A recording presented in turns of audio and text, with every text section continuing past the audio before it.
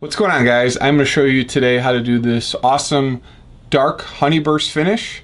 This is a angel step piece of quilted maple from Kimball Hardwoods. He has got an awesome selection of woods. I'm going to be using Angelus leather dyes today. You can purchase them below in the description. We're going to start with a yellow in the middle, and we're going to back out to the colors. Then we're going to take those colors and we're going to bring them back down. This is the full video of me doing it, and you can even see me make a screw up and then fix that screw up. Usually on these tops you've got 2 chances to get it right, and I think this looks pretty awesome. So let's go live in video here. So this is a Western cedar back with a quilted maple top. I've got some old t-shirts here. We're going to start with applying the yellow first, and then we're going to back into the darker colors. That way I can be very careful to not stain anything too much. A lot of guys will do a dark stain first, sand it back, and then add the colors. I'm not doing that today because I want to make sure I can control the coloring. So we'll start with the yellow, and we'll fade this up like so. And we'll sort of follow the V look of the piece of wood. I thought about doing a purple raspberry burst, but I've already done one of those, and it's been a while since I've done a really nice sort of honey burst, dark honey burst, tiger's eye, depending on what you want to call it. We're going to then move to brown. Gonna get another new rag. Don't pour this over your piece of work.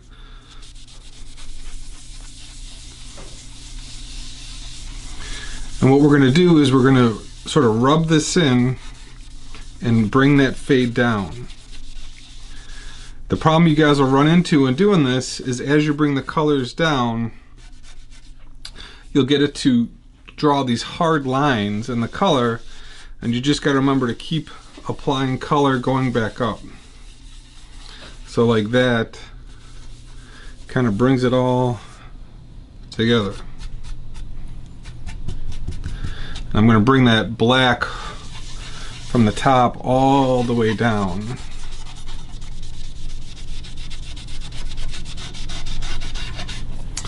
The sides I'm going to leave with a little bit of natural, let it just sort of fade into itself. If I had more time, I would have done a nice faux binding, but I didn't feel like I wanted to do that on this one. I wanted to let the colors sort of bleed on down the edge, keep it a little bit more natural. So that's the brown. We'll do the dark brown next.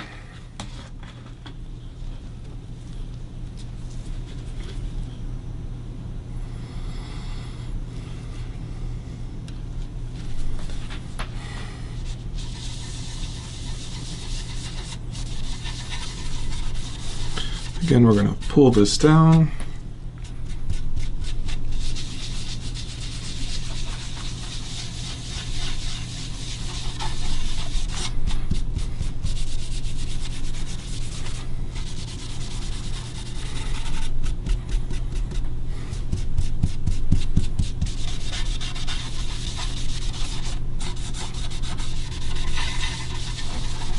And just rub this in.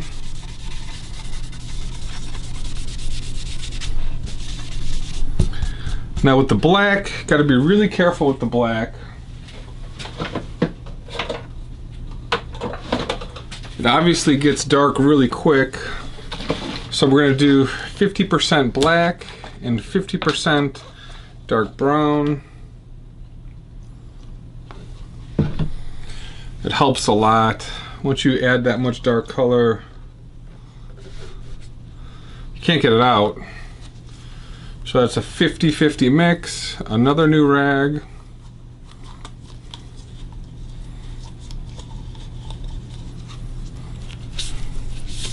See? Even I screw this stuff up sometimes. We'll fix that.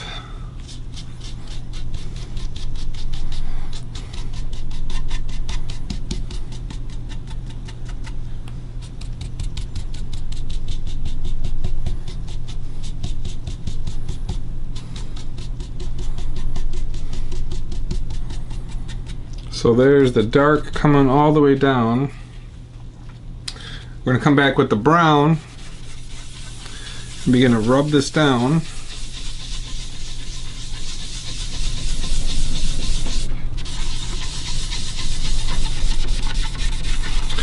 I'm going to bring that color all the way down.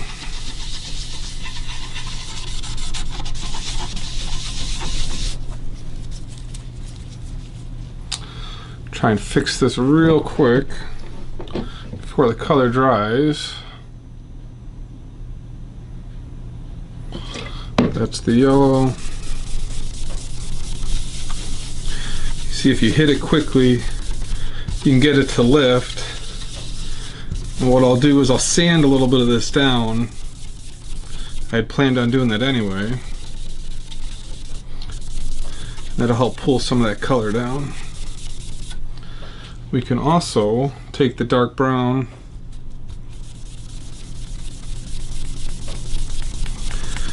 and just fade it in a little bit more.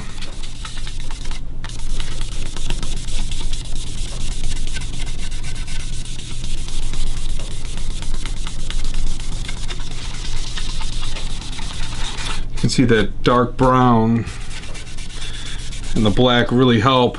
That brown kind of looks orange, which is less than ideal.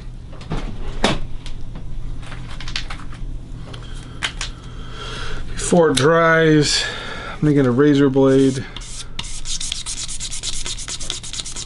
Just scrape some of it out.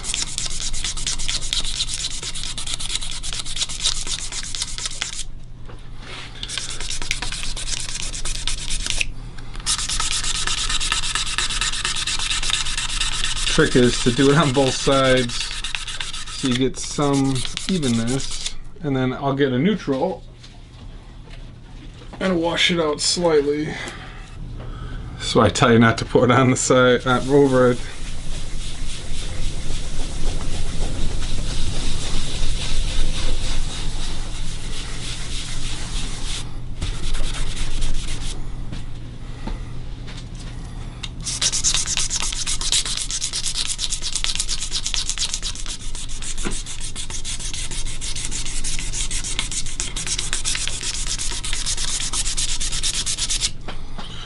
Alright, so what we'll end up doing now, since I can't get it fully out, is I'll bring that color down more and then sand it back, and I'll get that to go away.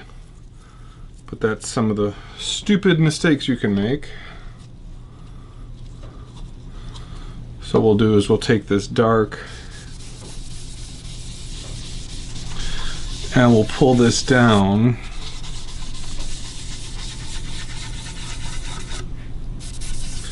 A little bit further like that.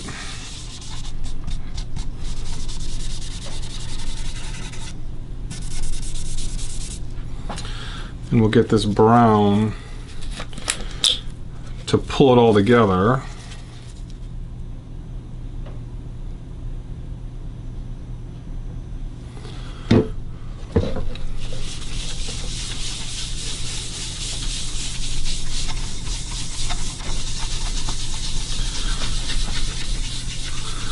And it's not looking great because the yellow and that black mix, and that's not ideal at times. So what we're going to do is come back and hit it with the yellow at the end, and it'll help that significantly. You can see I've got a lot of that darker color gone.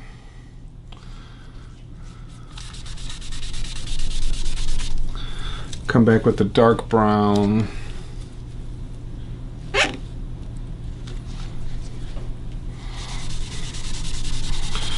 Wash it a little bit more.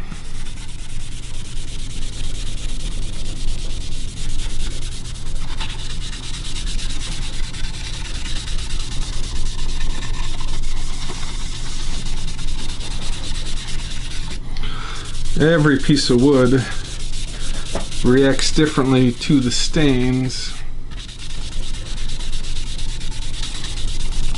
What's good about scraping this is that I can kind of get it to look similar, and I can tell by doing this now. I fixed it, I just gotta sand out where some of the scratches are.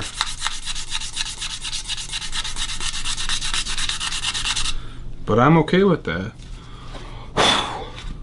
Alright. Again, keep applying the dark on the top. That'll help pull that color down.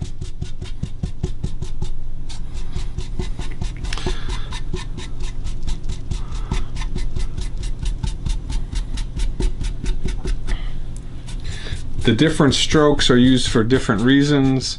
In the initial coloring, I sort of go side to side in a circle motion because it helps sort of tie the colors together, and as I'm getting towards the end, I'll do more of this paintbrush motion because then it leaves sort of a more natural look on the piece of wood. Here we go a little bit deeper. Now we'll come back with the brown and wash this.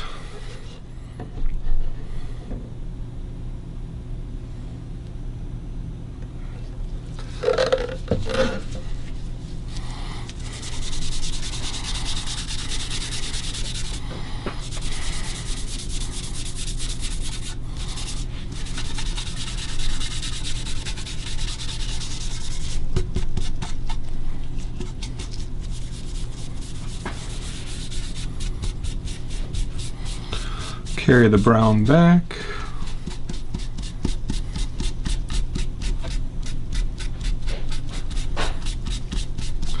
It's definitely not as much tiger eye as I would have wanted, but I actually haven't stained one of these angel step stains before. I've never worked on this type of wood, and what I'm noticing is the color is pulling around the ridge of the angel step.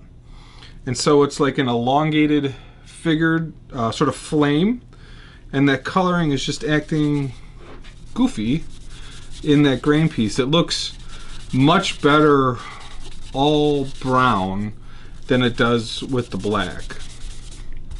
And I've got a whole bunch more of these pieces with similar features, so I'll be able to figure out how to do this. So then we'll put a little bit more yellow here.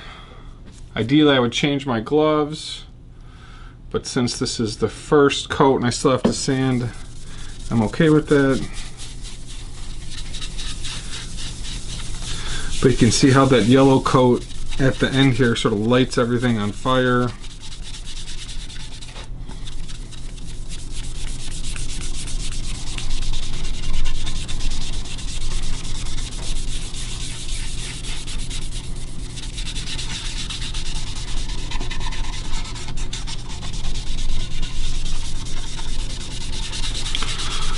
Really what I'm thinking is it just should be browns and yellows.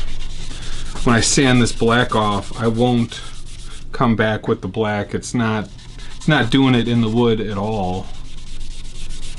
But this coloring is really outstanding here.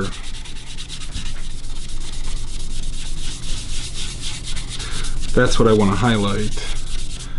This is where the heavy figure is. The bridge will go here.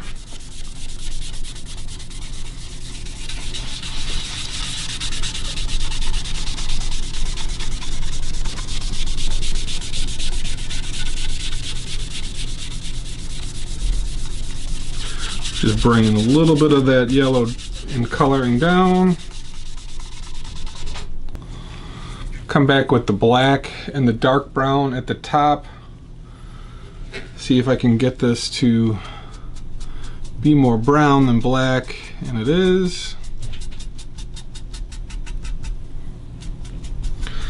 It's funny, the black just didn't look right.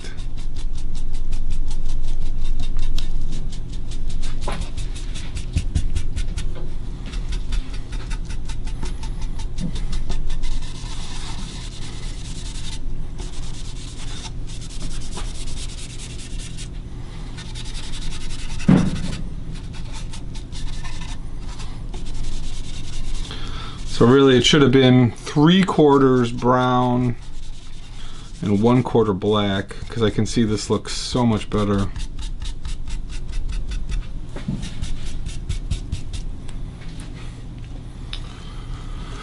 Alright, we'll let this dry,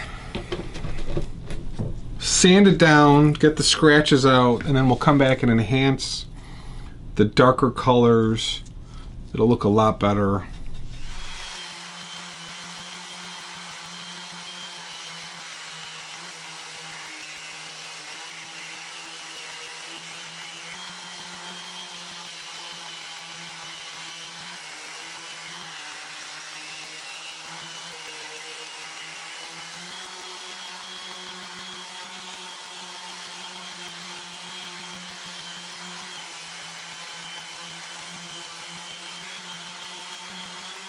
Alright, so as I sanded that off, I could sort of get a little bit better lay of the land, better lay of the coloring, and definitely should have stuck with one color, sanded it off, and then applied another color. There's so much figure happening in this piece of wood that really I don't need to add as many colors.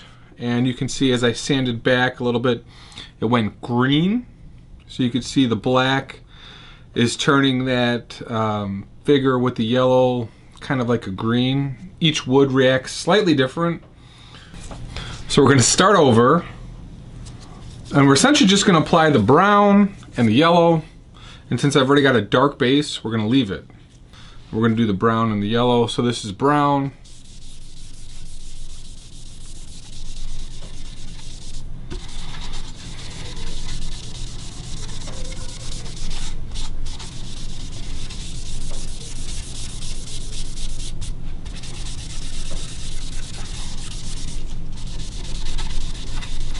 I'm turning the rag to move the color around. And you can see as I re-add the coloring, I'm getting that black to highlight, and it's not green anymore, which is good. So we've got a new rag and some yellow.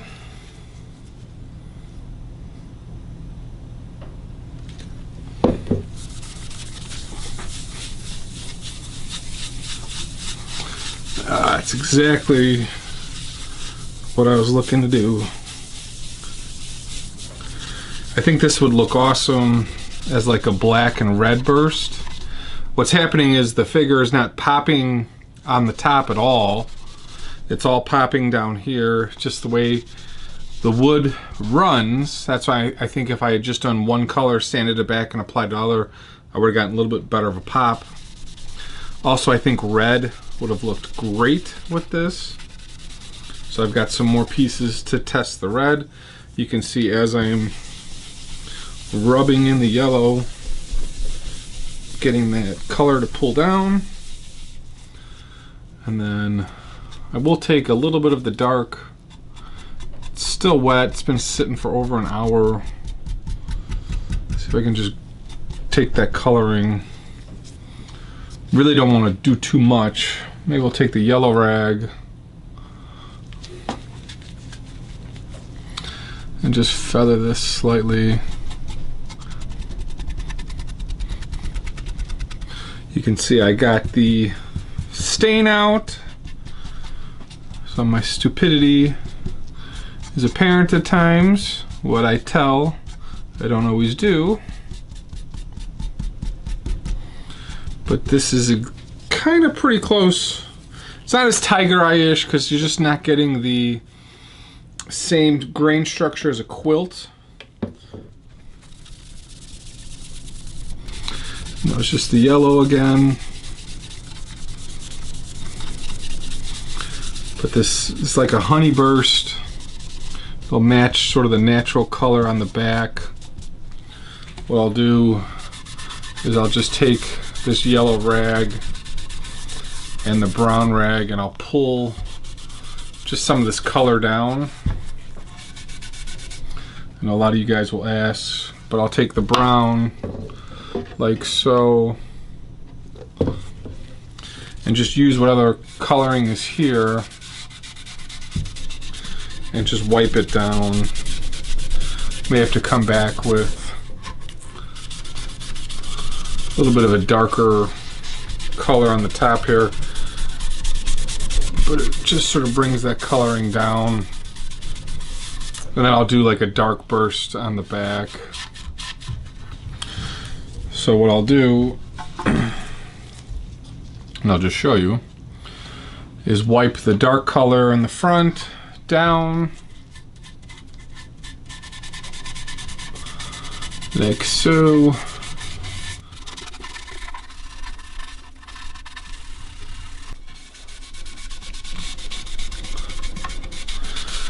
I'll use this sort of dark coloring, pull the coloring down, and then just sort of fade it to natural on the back.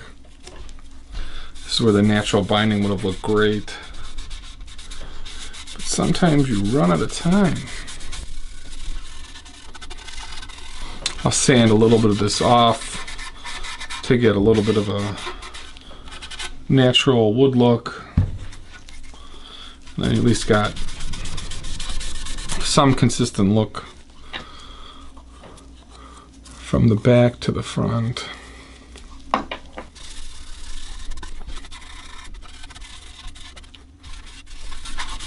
Plus the natural color of this wood will help accentuate that. So then we'll take the brown and just pull some of this color down like this. And since the side's such a soft wood, it'll just sort of move the coloring around.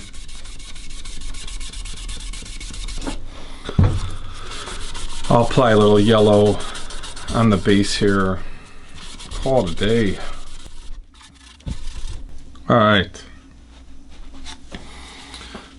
So that's the top. I've got the sides.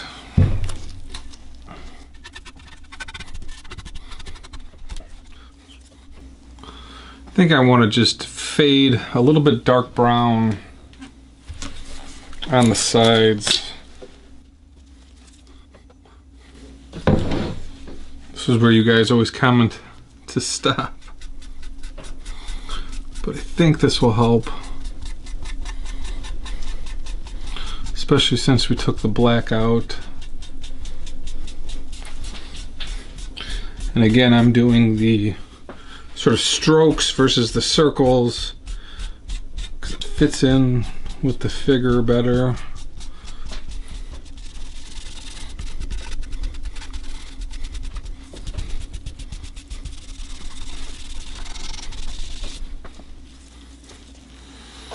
Do a little bit of yellow up here.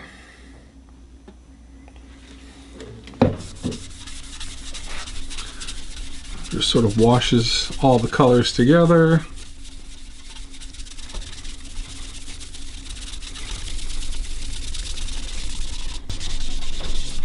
Definitely I'm disappointed in the coloring on the top. It did not pop at all. And then this over popped. So as I hit this with the steel wool coming up, I'll probably rub a little bit more color out here and then really rub it here.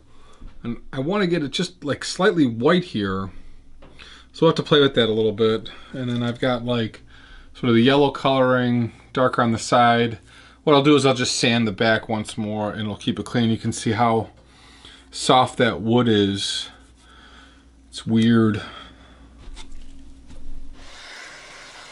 We're going to use some fine grade steel wool here and use it to just pull the color that's sitting on the top. And we're going to highlight sort of the bottom piece of figure here. Really want it a little bit lighter.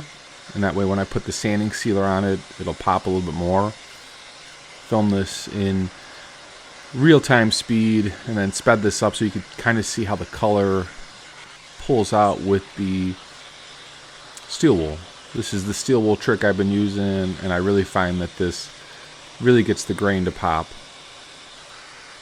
I'm just going to sand a couple bits of the edge to keep it clean, and then we'll pop 320 grit on the back here and get it nice and clean. Just leave it just plain, I guess. We'll go live back in the video here. We're going to put 4 coats of sanding sealer on this. For some reason, my GoPro recorded it double fast. We let it dry, and then I'll get this up for sale on my website. I actually think I'll throw a neck on here, unless one of you guys want to offer me something. The back has just got a sanding sealer on it. The sides, like I said, I sort of just faded it down and left it sort of a little bit natural, a little bit faded, but wanted to really highlight the top. Guitar is very light, will make a awesome body. So thanks for watching. We'll see you guys in the next video.